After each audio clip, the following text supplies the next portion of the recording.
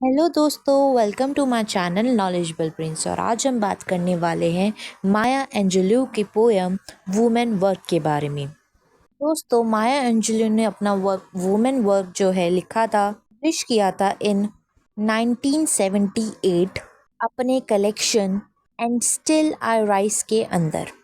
चलिए अब पोयम को हम लाइन बाय लाइन समझते हैं। I have got the children to tend. यहाँ पे स्पीकर ने पोयम की शुरुआत करी है कुछ लिस्ट से, अपनी ड्यूटीज़ की लिस्ट से। यहाँ पे वो बच्चों का ख्याल कैसे रखती है वो बोला है।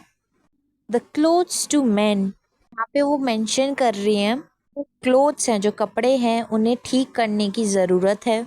चीज़ इंडिकेट कर रही है कि वो कैसे अपना रोल मेंटेन करती है हाउस होल्ड के अंदर। The floor to mop, the food to shop, वो घर के फ्लो को क्लीन करती हैं, वो बाहर जाके ग्रोसरीज लाती है, सामान लाती है जिससे वो खाना बना पाए। वो रिस्पॉन्सिबल है अपनी फैमिली को फीड कराने के लिए, उनको खाना खिलाने के लिए। Then the chicken to fry, the baby to dry, cooking उनकी लाइफ का डेली रूटीन का पार्ट है। साथ ही साथ वो अपने बच्चे का भी ख्याल रख रही हैं, बेबी का ख्याल रख रही हैं। बेबी को नहलाने के बाद उसे सुखाती हैं जिससे उसे ठंड ना लग जाए। I got company to feed the garden to weed, वो बोल रही हैं कि उन्होंने खाना बनाया है कुछ गेस्ट्स के लिए। चीज़ इंडिकेट कर रही हैं कि वो सोशली कितनी ज़्यादा रिस्पॉन्सिबल हैं। गार्डन टू वीड मतलब वो अपने गार्डन को मेंटेन कर रही हैं, क्योंकि उनकी रोज़ाना की ज़िंदगी में एक और वर्कलोड है। I have got shirts to press, the toast to dress, उन्हें कुछ डोमेस्टिक काम करने पड़ रहे हैं जैसे कि शर्ट को आयरन करना है उन्हें।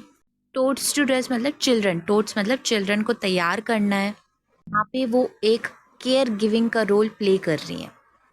The cane to be cut, ये लाइन इंडिकेट कर रहा है एग्रीकल्चर लेबर को, पॉसिबली एक शुगर केन को कट करने वाली है, मतलब कि वो खेतों में भी काम करती है। I got a clean up this हट, ये चीज़ इंडिकेट कर रही है कि वो अपने घर को क्लीन कर रही है। Then see about the sick and the cotton to pick, अपनी फैमिली मेम्बर्स का ख्याल रखना पड़ता है जब वो बीमार होते हैं। यहाँ पे वो नर्चरिंग रोल प्ले कर रही हैं। कॉटन टू पिक यहाँ पे एक मैनुअल लेबर क्या इंडिकेट कर रहा है, इम्प्लाई कर रहा है। शाइन ऑन मी सनशाइन, यहाँ पे वो सन को बोल रही है कि उन पे शाइन करे, उन्हें एक वार्म दे, उन्हें एक comfort they. Rain on me rain, rain से बोल रही है कि उनकी प्रॉपर्टीज़ को रिफ्रेश करे, क्लीन करें। Fall softly due drops and cool my bro again, drops का मतलब होता है ओस, और यहाँ पे वो बोल रही हैं कि जो ड्यू ड्रॉप्स है वो पड़े जिससे उन्हें एक जेंटल रिलीफ मिले अपने काम में। तक हमने जाना है कि वो अपने काम बता रही हैं कि वो एक घर में क्या क्या रोल प्ले करती हैं। वो अपनी फैमिली का ख्याल रखती हैं, फीड करती हैं उन लोगों को, और बाद में वो घर के अलावा बाहर के भी काम करती हैं, वो लेबर भी करती हैं, बाहर मजदूरी भी करती हैं, एग्रीकल्चर फील्ड में भी काम कर रही हैं। वो बोल रही हैं सन से, रेन से, ड्यू ड्रॉप से कि उन्हें एक रिलीफ की ज़रूरत है, उन्हें एक वार्म की, एक कंफर्ट की ज़रूरत है। And cool my bro again, वो बोल रही हैं कि उन्हें एक ठंडक की, एक रिलीफ की ज़रूरत है इन काम काज की ज़िंदगी से। Storm blow me from here with your fiercest wind, storm को, तूफान को बोल रही हैं कि उन्हें कहीं ले जाए, इतनी स्ट्रॉन्ग हवा से उन्हें कहीं ले जाए, वहाँ पे वो कहीं थोड़े दिन के लिए, थोड़े वक्त के लिए अपने बर्डन से छुटकारा पा पाए। Let me float across the sky till I can rest again, ये चीज़ सिंबलाइज कर रही है फ्रीडम और रिलीज को अपनी ड्यूटीज से। उन्हें अपने कांस्टेंट वर्क से थोड़ा रिलीफ चाहिए, थोड़ा रेस्ट चाहिए। आगे वो बोलती हैं fall gently snowflakes cover me with the white, यहाँ पे स्नो फ्लेक्स की बात कर रही है, उन पे जेंटली उन पे फॉल करे मतलब गिरे। ये चीज़ सजेस्ट कर रही है पीसफुल एनवायरनमेंट को, क्वाइट एनवायरनमेंट को। वो चाहती है कि स्नो से वो पूरी तरह से ढक जाए, सिंबलाइज करे प्योरिटी को। Cold icy kisses and let me rest tonight, icy kisses मतलब एक सूदिंग और कामिंग टच। वो इतनी ज़्यादा एग्जॉस्ट हो चुकी हैं, टायर हो चुकी हैं कि वो चाहती हैं कि वो थोड़ा आराम कर पाएँ।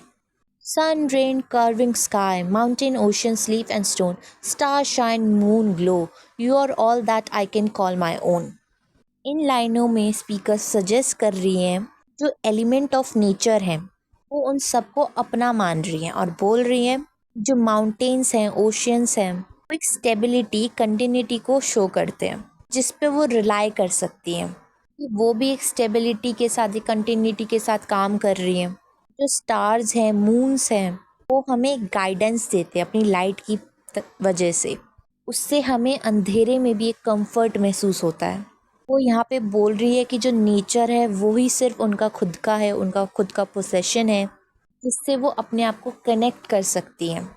यहीं पे पोएम ख़त्म हो जाती है। दोस्तों, इस पूरी पोएम में एक वुमेन के वर्क को, उसके बर्डन को बताया गया है कि कैसे एक औरत सिर्फ घर का काम नहीं करती है, वो घर में रहने वाले लोगों का ख्याल रखती है, अपने बच्चों का ख्याल रखती है, बूढ़े बुज़ुर्ग का ख्याल रखती है। वो घर के साथ साथ बाहर भी काम करती है और उसके बाद भी उसे कोई आराम नहीं मिलता। वो कंटिन्यूसली काम करती रहती है। उसके पास कोई संडेज़ नहीं होते, उसके पास कोई वेकेशन नहीं होती। वो इस डिमांडिंग लाइफ में अपनी रिस्पॉन्सिबिलिटीज़ को रोज़ाना फुलफ़िल करती रहती है। और यही सब बताया है हमें मैरी ने इस पोएम के ज़रिए। होप आपको पोएम समझ में आई हो, अच्छी लगी हो। और वीडियोस देखने के लिए हमारे चैनल को लाइक करें, शेयर करें और सब्सक्राइब करना ना भूलें। Thank you.